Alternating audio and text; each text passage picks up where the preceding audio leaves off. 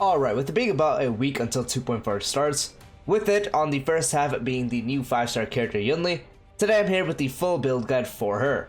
Just like my other build guides, this is going to be going over her kit, Eidolons, best Lightcone options, Relic options, and stat recommendations. I do plan on having a build guide for every single 2.4 character. You are now currently watching Yunli, there will be one for Huohuo, there will be one for Xiaochu, and there will be one for Sparkle.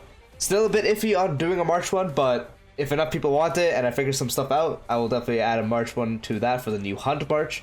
But yeah, so if you're interested in summoning for anyone in 2.4, make sure to stay tuned for the build guide. And yeah, that's all I gotta say. Before I get to the video, drop a like, drop a sub, hit the bell icon for more videos like this, and let's get straight into it. So Yunli is a physical character following the path of destruction. Her basic attack deals physical damage equal to 100% of Yunli's attack to a single target enemy. Her skill restores HP equal to 30% of Yunli's attack plus 200. Deals physical damage equal to 120% of Yunli's attack to a single target enemy, and physical damage equal to 60% of Yunli's attack to adjacent targets. And now for her ultimate. Consumes 120 energy, Yunli gains parry and taunts all enemies, lasting until the end of the next ally's turn or enemy's turn. Increases the crit damage dealt by Yunli's next counter by 100%. When triggering the counter effect from the talent, launches the counter into a Cole instead and removes the parry effect. If no counter is triggered while parry is active, Yunli will immediately launch the counter into its slash on a random enemy target. Into its slash deals physical damage equal to 220% of Yunli's attack to the target, and deals physical damage equal to 110% of Yunli's attack to adjacent targets. Into a Cold deals physical damage equal to 220% of Yunli's attack to the target, and deals physical damage equal to 110% of Yunli's attack to adjacent targets, then additionally deals 6 instances of damage, each dealing physical damage equal to 72% of Yunli's attack to a random single enemy. When Yunli deals damage via this ability, it is considered as dealing ultimate damage. So as you can tell, Yunli does sort of work off this ultimate enhance and being a parry character, having Intuit Slash and having Intuit Cole being the one for the best damage, and also having Intuit Slash as a backup, and also being able to have her stuff be considered ultimate damage can be very helpful. For her talent, when Yunli gets attacked by an enemy target, additionally regenerates 15 energy and immediately launches a counter on the attacker, dealing physical damage equal to 120% of Yunli's attack to the attacker and physical damage equal to 60% of Yunli's attack to adjacent targets. If there is no immediate target to counter, then counters a random enemy target instead. For technique, this unit gains the ward effect, lasting for 20 seconds. During this time, upon entering battle by either attacking enemies or receiving an attack, immediately casts Intuit Cole on a random enemy and increases the damage dealt by this attack by 80%. So pretty much you go into it and just slam a counter in their face for free. For her bonus traces, her A2, after each use of Intuit Slash, the next Intuit Slash will be replaced by Intuit Cole. Her A4, while in the parry state, resists crowd control debuffs received and reduces damage received by 20%. And for her A6, when using a counter, increases Yunli's attack by 30%, lasting for one turn. Moving on to her Eidolons. Her first Eidolon increases the damage dealt by Intuit Slash and Intuit Cole by 20%, increases the number of additional damage instances for Intuit Cole by 3. So, just getting a very nice damage increase, so the first tip is also very good. The second Eidolon, when dealing damage via a counter, ignores 20% of the target's defense, 20% ignoring defense. Ignoring defense in this game is really good, so the E2 is also really good. Her E4, after launching Intuit Slash or Intuit Cole, increases this unit's effect res by 50%, lasting for one turn, just so you don't get CC'd, practically makes it impossible. And for her 6th Eidolon, while the parry is active, if an enemy actively uses their abilities, regardless whether it attacks Yunli or not, it will trigger Intuit Cole and remove the parry effect. When dealing damage via a Intuit Slash or Intuit Cole, increases its crit rate by 15% and physical res pen by 20%. And now, moving on to some of her best Lightcone options. Her best one is obviously going to be her own signature Lightcone. And what it does is greatly increases the odds that the wearer will be attacked and increases the wearer's crit damage by 36%. After the wearer uses their ultimate, they receive 1 stack of Fire Dance, lasting for 2 turns and up to 2 stacks. Each stack of Fire Dance increases the damage dealt by the wearer's follow-up attacks by 36%. So this Lightcone is really good, mainly because of practically all of it. Having a better chance to be attacked is really good, so that taunt is going to let you launch more counters because you want Yunli to get hit to launch those counters, and you're also getting a 36% increase to crit damage on top of that. Not only that, but when you do use an ultimate, you gain a stack of Fire Dance, which you will be using the ultimate pretty often, and that gives you an additional 36% increase to follow-up damage, 2 stacks so you can get up to 72% increase to follow-up damage, which is insane. And her counters, just like Clara's counters, are considered follow-up attacks as well. Another option you can use is the Herda Destruction Lightcone. Since it is a free-to-play Lightcone, I will display it as 5. Whenever the wearer attacks, their attack is increased by 16% in the battle. This effect can stack up to 4 times. After a character inflicts weakness break on an enemy, the wearer's damage increases by 24%, lasting for 2 turns. So assuming you're able to inflict the weakness break, because you do definitely want to have uptime on this Lightcone, it can be really good because attack percent is going to be very beneficial to Yunli. But if you can't, it still can be used because of the 4 times of stacking up the attack percent just by attacking. But when you do get the additional weakness break effect, this becomes a lot more valuable. Another option you can use is actually Blade Signature Lightcone, giving you an 18% increase to crit rate and also an 18% increase to max HP. And anytime the wearer is attacked or consumes their HP, their damage increases by 24% and is removed after the wearer uses an attack.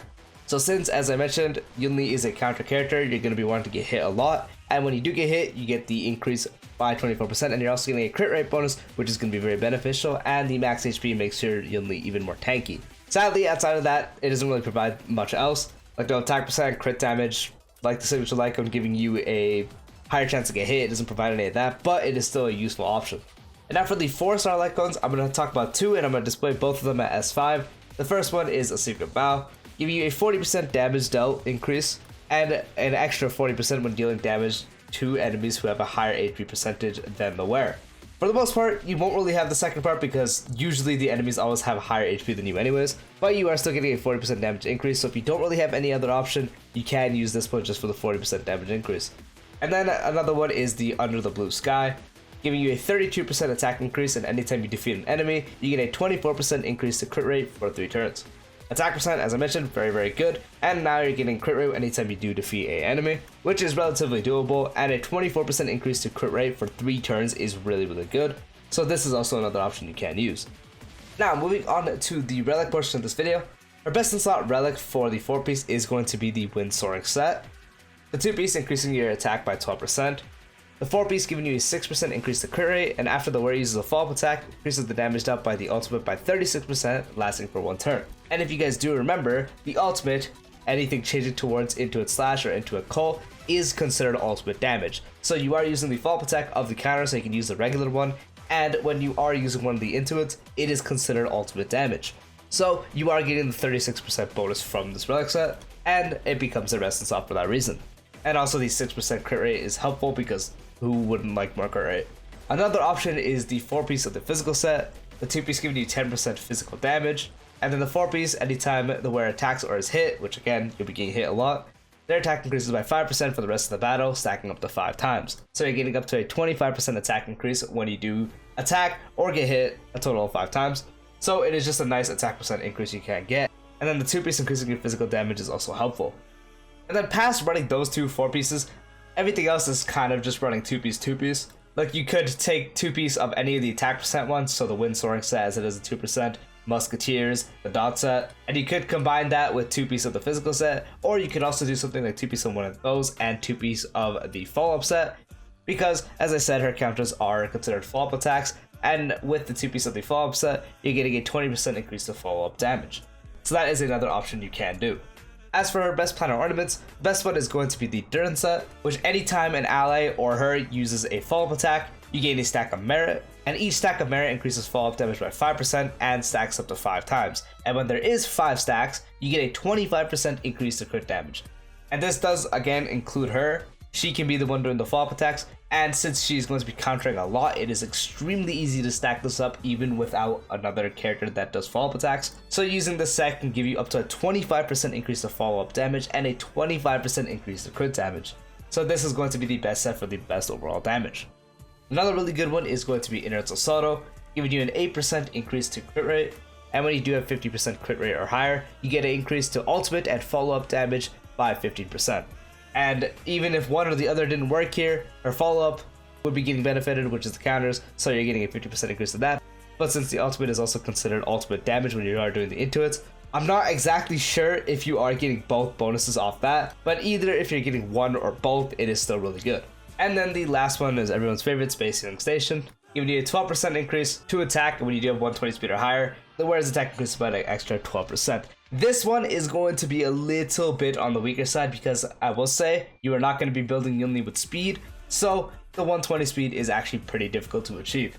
So for the most part, it's just going to be a 12% increase to attack, which is, again, you can just get that elsewhere. So it is definitely recommended to use this while you farm for the other ones, and if you have good spacing station pieces. Otherwise, this is going to be really weak. And now for the main stats on the relics, for the body, you do want crit rate or crit damage corresponding to which one you need more. For the feet, you want attack percent. For the orb, you want physical damage percent. And for the rope, you want attack percent. And then for the substats, it's mainly just the regular DPS stuff you want to focus on. Crit rate, crit damage, attack percent, all going to be really good.